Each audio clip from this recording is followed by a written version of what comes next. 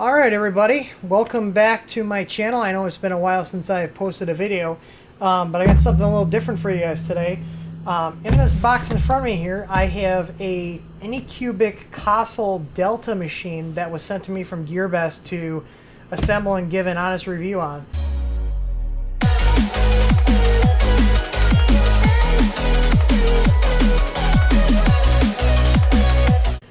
They reached out to me and I told them, well, I don't have any Delta printers. I've got a bunch of Cartesian machines, as you can see behind me, and I'd love to give it a shot. So this is going to be an honest review.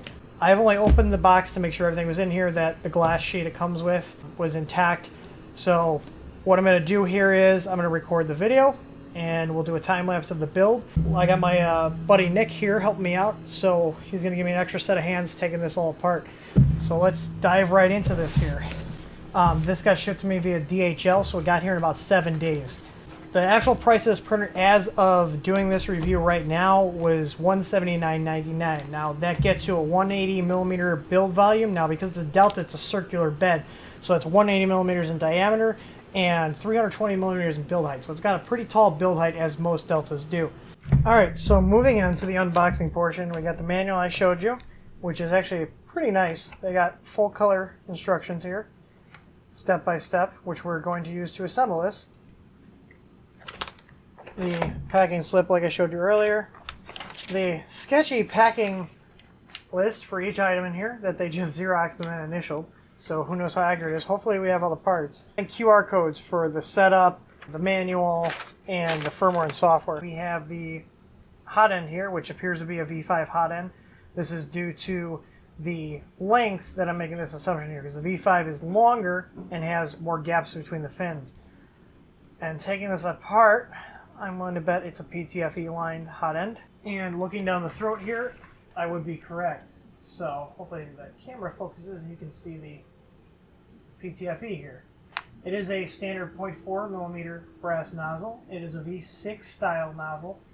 I believe the V6 and the V5 do use the same, whether it's a clone or authentic. So we're going to put this guy back in here. It does appear that the heat break is torqued down to the nozzle.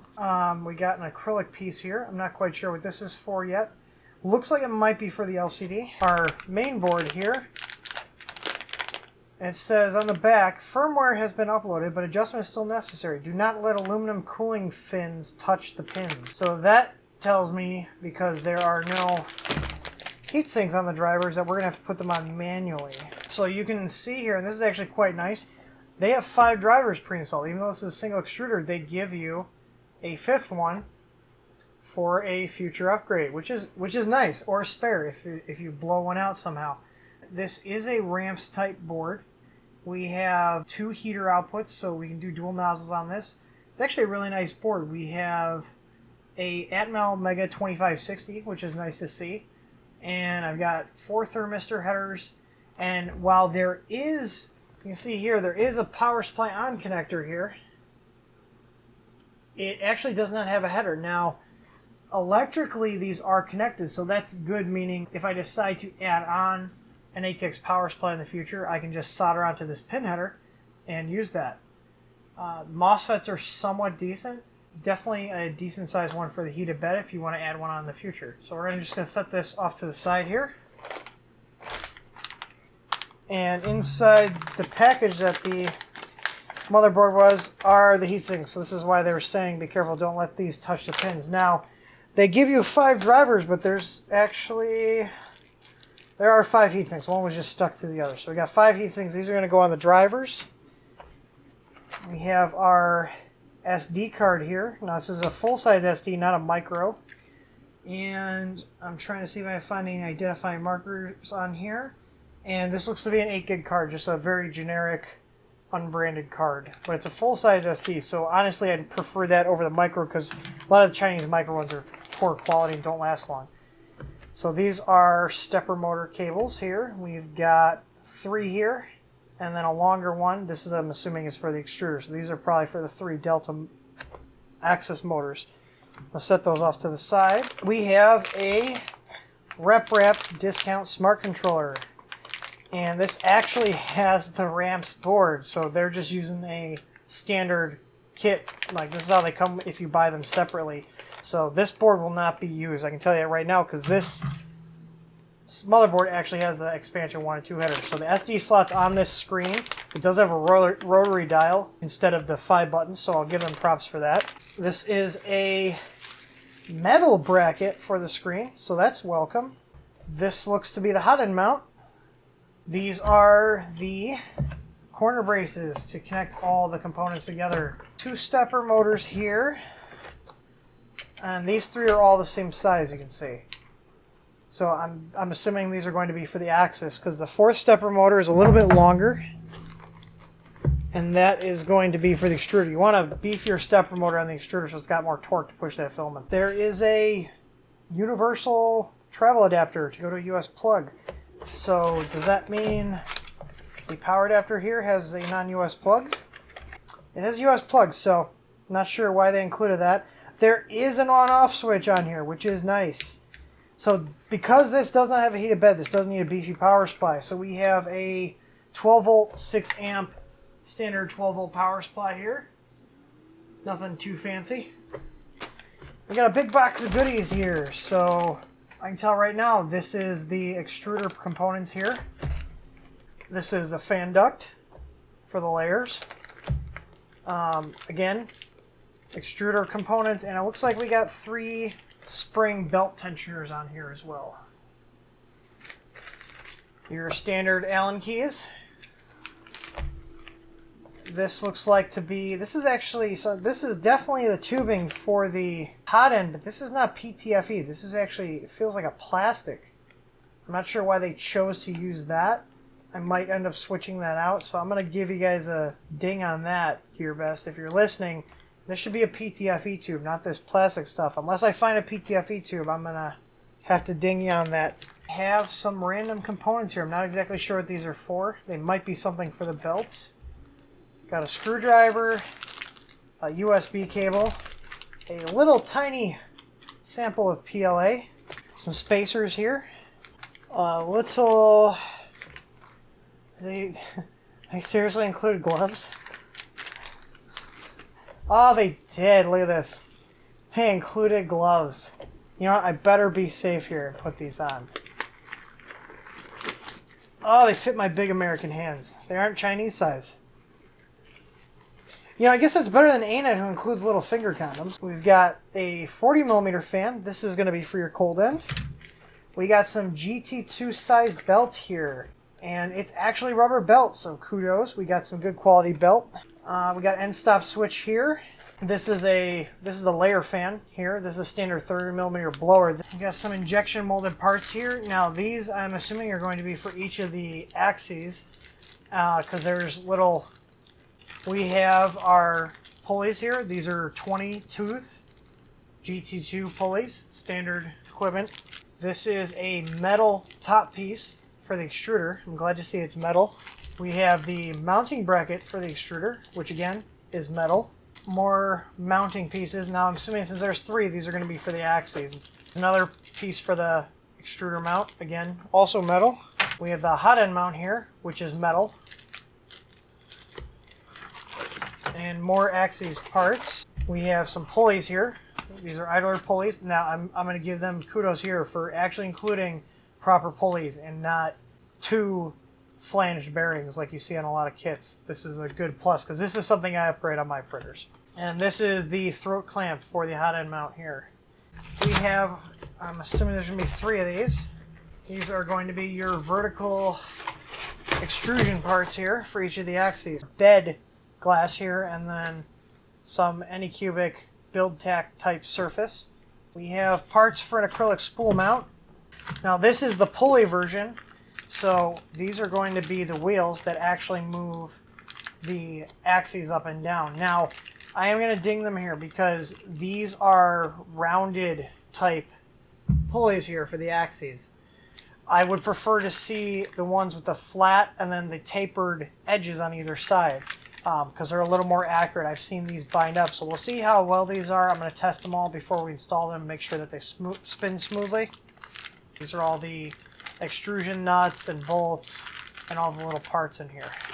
These look to be more axes parts because there's 3. We have here, this is the actual spool mount that sits in the filament spool holder. We have the actual rods that connect the axes to the mount. These are actually carbon fiber, which I was a little skeptical because that's what it said in the description, but these are actually carbon fiber mounts here. So we have 2 for each axis, as you can see here, and there's a little bearing here that moves, and they're actually pretty smooth. They're tight. There's not a lot of play in them, so that's good to see. So these rods are actually fairly decent quality. We've got 9 pieces of extrusion here. So at this point, what I'm going to be doing is it's just going to be a time lapse. You guys aren't going to get to see my beautiful face. You're just going to see this build area here, and once we start getting it built up, we're going to move the camera back and then show you more. So I'm going to go ahead and get into the build portion, so enjoy my royalty-free electronic music that's going to be in the background.